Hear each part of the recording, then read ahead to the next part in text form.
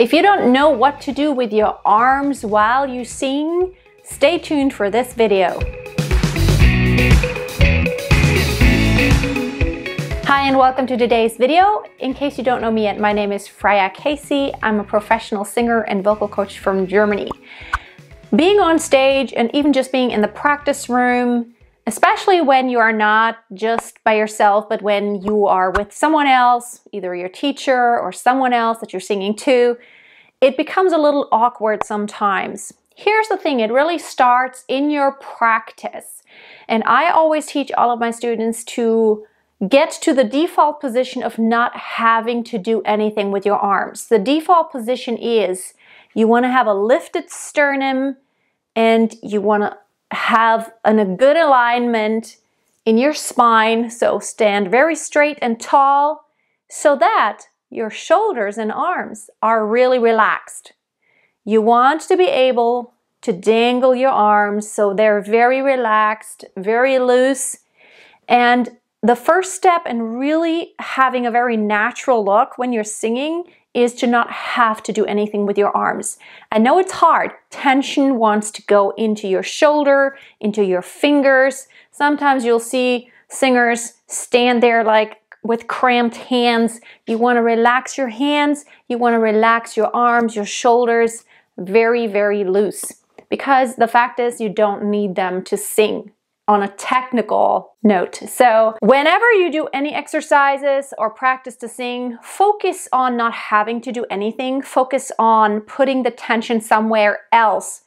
And the best place to put your tension is right here into your middle, into your core, because that is where you need the support. Another good place to put your tension is by lifting the soft palate, making really open sounds.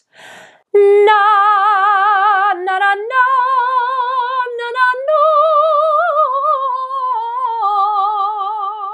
Get into the habit of not having to move your arms. The second step is now that it's second nature for you to not have to move your arms at all, and you can do everything you want to do on a technical scale that you want to do with your voice without having to use your arms.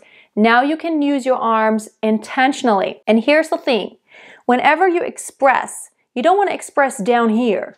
Like down here, this is not where we do it. Because normally when you talk to someone, just like I'm talking to you now, technically I'm talking to the camera, but when I'm emoting and illustrating with my hands, I'm someone who talks with hands a lot. You want this to take place above the chest line or around your chest line. So it's not down here below this line, because that doesn't look natural.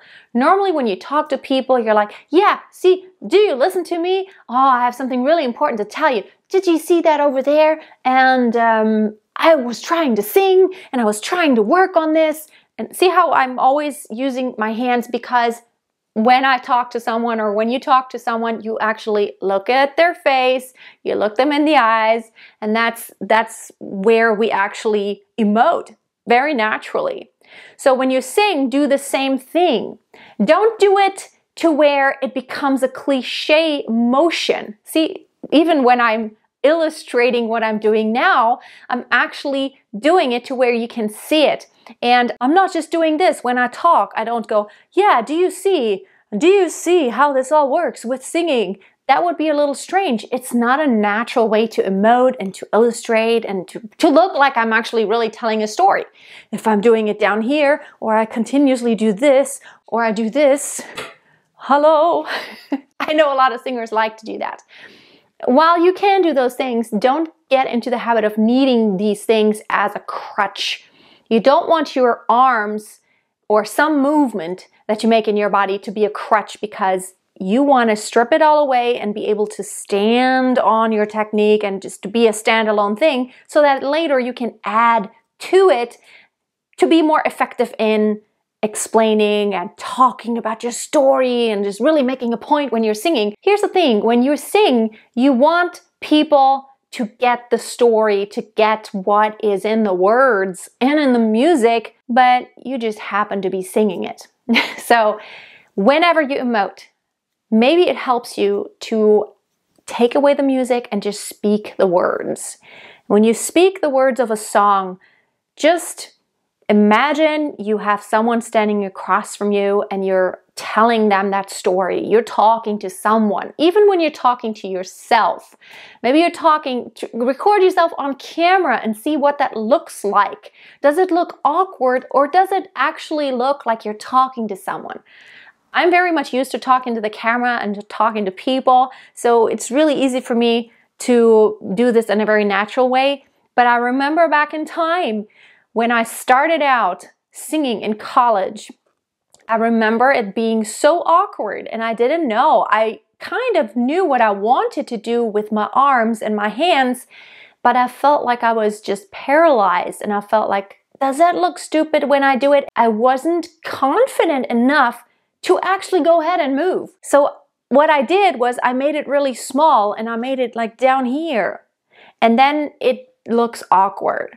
So whenever you do any gesture, do it all the way.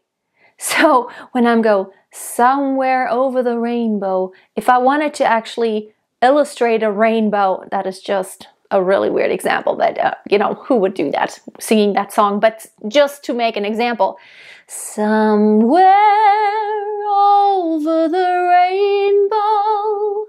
So if I actually look and I see a rainbow and I wanted to illustrate a rainbow, I wouldn't go like this.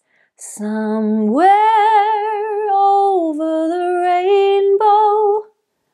It would be weird, because then it looks like I'm not confident, and then it looks fake. So when you do something, do it in a very confident way and do it all the way. Go through, do the full motion gesture that you mean to do.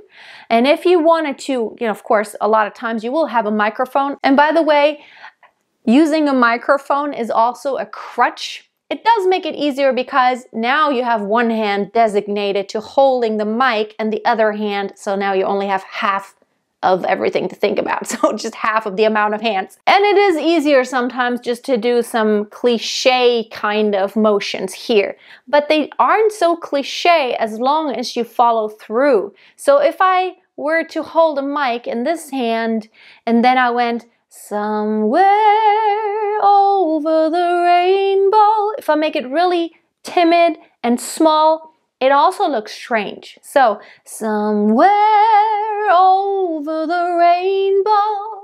So whatever you do, even those singing cliche poses, and maybe they're not cliche because it's almost like, yeah, I'm saying something and it's more internal than it is targeted towards someone on the outside. If it's more internally, you're talking to yourself, a lot of times you will emote. It's like, oh, I really hope this is gonna happen like this. Oh, I love this guy so much.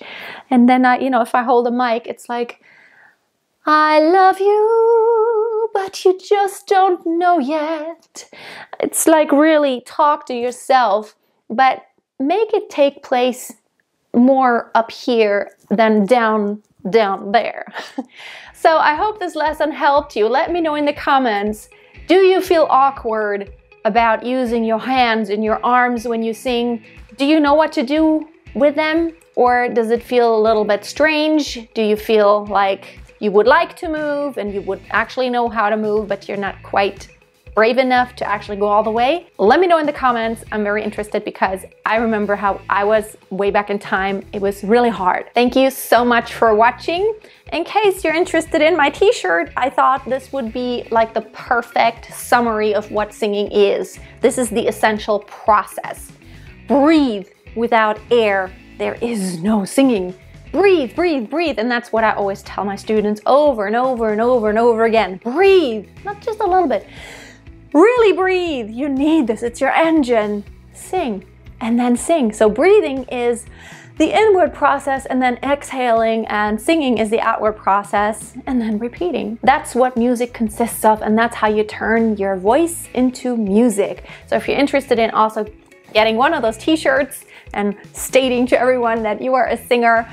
It's down there below the video. You can find all the shirts that I have available. If you want more free study material, go to my website at masteryourvoice.tv. I have a 5-day belting challenge. It's all free. I have a free 7 days to perfect support course, and you will get an email that says thank you for the purchase, but that is a system default. A lot of people have asked me, is it actually free? Yes, it is free. You will get an email. The system sends it automatically, and it calls everything a purchase, even those courses that I make available for free. So don't wonder about this. If you have not read my book, Master Your Voice, it's also available as an audiobook. You can go to my website also and find it there. And of course, if you want to connect more, you can join my free Facebook group, Master Your Voice. I hope to see you next time, and until then, always keep a song in your heart and always keep on singing. Amazing grace, how sweet